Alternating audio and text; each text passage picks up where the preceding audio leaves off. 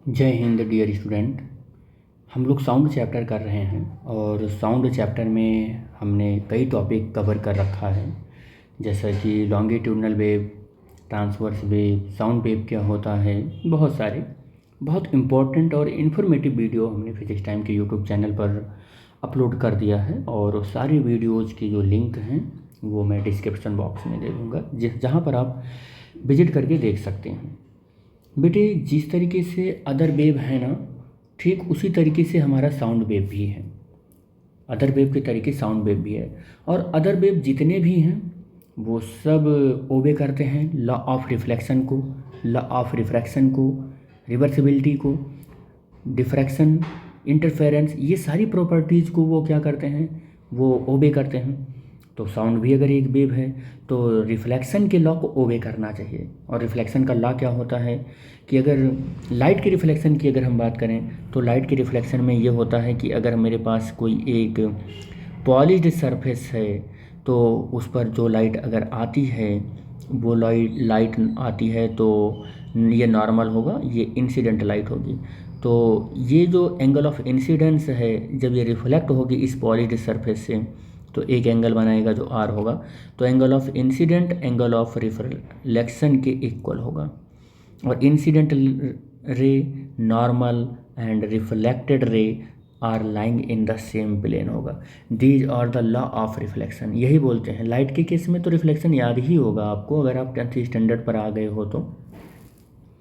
ठीक ये जो लॉ लाइट में है, लॉ ऑफ रिफ्लेक्शन का, यही लॉ वैलिड होता है साउंड वेव के केस में भी। बस जैसे लाइट में होता था कि पॉलिश्ड सरफेस होता था, यहाँ पर जब साउंड के केस में हम लॉ ऑफ रिफ्लेक्शन देखेंगे तो सरफेस चाहे पॉलिश्ड हो, वहाँ पर पॉलिश्ड होना, लाइट के केस में तो पॉलिश्ड होना कंपलसरी था, लेकिन साउंड के केस में रिफ्लेक्शन में सरफेस चाहे पॉलिश हो, चाहे रफ हो, चाहे स्मूथ हो, चाहे हार्ड सरफेस हो, किसी भी तरीके की सरफेस हो, or boundary of any other medium हो, चाहे जिस तरीके से भी होगा, तो लाइट वहाँ पर रिफ्लेक्ट हो जाएगी। लाइट वहाँ पर क्या हो जाएगी, रिफ्लेक्ट हो जाएगी।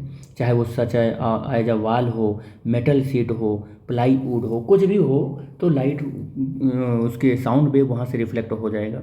लाइट के तरीके से स्मूथ सरफेस की रिक्वायरमेंट नहीं है। तो सपोज कर लेते हैं कि एक साउंड वेव है जो कि इंसिडेंट वेव है और किसी इस तरीके के, इस सच अ काइंड ऑफ ऑब्जेक्ट से पर आके इंसिडेंट होता है और इंसिडेंट होने के बाद फिर वो रिफ्लेक्ट बैक हो जाता है। जब वो रिफ्लेक्ट बैक हो जाता है तो लॉ ऑफ रिफ्लेक्शन के वो सारे लॉज को ओबे करेगा जो आपने लाइट में पढ़ा है। यानी कि वो कौन से लॉ को ओबे करेगा कि angle of incidence is just equal to angle of reflection, यानी i is equal to r हो जाएगा। ये फर्स्ट लॉ ऑफ रिफ्लेक्शन है। दूसरा क्या है कि incident rays, normal and the reflected rays are lying in the same plane. Incident, reflected and normal are lying in the same plane. ये सारे लॉज को ओबे करेगा क्योंकि ये साउंड वेव का इंसिडेंट है और ये साउंड वेव का रिफ्लेक्टेड वेव है इन द सेम मीडियम। ये सेम मीडियम में ही, रिफ्लेक्शन तो सेम मीडियम में ही होता है। ठीक है बेटा, तो इस तरीके से रिफ्लेक्शन का लॉ ओबे करेगा साउंड वेव।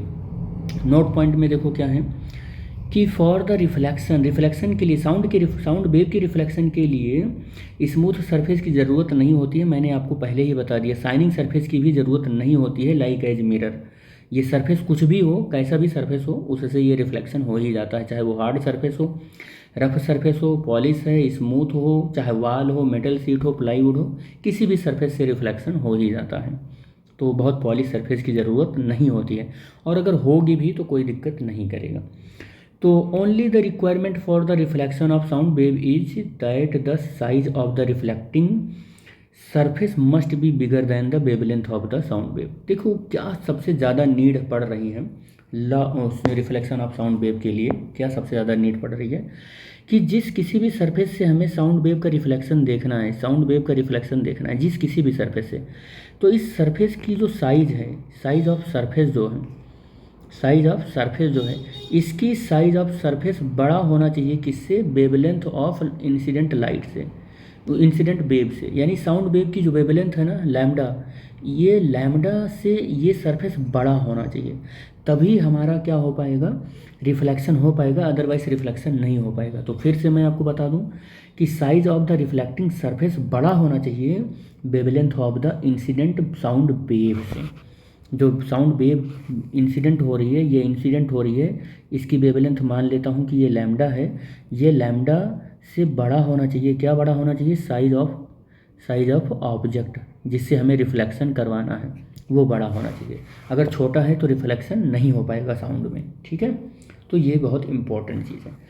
अब हम रिफ्लेक्शन साउंड के केस में कहाँ पर यूटिलाइज करते हैं वो देखने वाले हैं कि utilization of reflection of sound wave. तो पहला यूटिलाइजेशन, मेकिंग अ मेगाफोन बनाते हैं तो वहाँ यूज करते हैं, स्पीकिंग ट्यूब बनाते हैं वहाँ यूज करते हैं, साउंड बोर्ड बनाते हैं वहाँ यूज करते हैं, ईयर ट्रम्पलेट बनाते हैं तो वहाँ यूज करते हैं। यानी कि ये क्या नाम, रिफ्लेक्शन ऑफ साउंड जो है, साउंड की ये जो करेक्टरिस्टिक है इसको भी हम लोग यूज कर लेके एप्लीकेशन बनाते हैं, और उस एप्लीकेशन का नाम है मेगाफोन, स्पीकिंग ट्यूब और साउंड बोर्ड और ईयर ट्रम्पेट, ठीक है।